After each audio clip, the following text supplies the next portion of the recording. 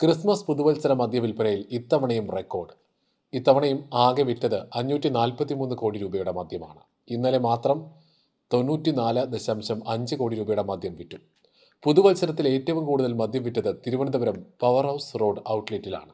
കഴിഞ്ഞ വർഷം 516.26 കോടിയുടെ മദ്യവിൽപ്പന നടന്നിരുന്നു. സംസ്ഥാനത്ത് ഇത്തവണയും ക്രിസ്മസിന് റെക്കോർഡ് മദ്യവിൽപ്പന നടന്നു. 3 ദിവസം കൊണ്ട് ബെവ്കോ ഔട്ട്ലെറ്റ് വഴി 154.77 കോടി രൂപയുടെ മദ്യമാണ് വിറ്റഴിച്ചത്. ഇന്നലെ മാത്രം 70.73 കോടി രൂപയുടെ മദ്യമാണ് വിറ്റത്.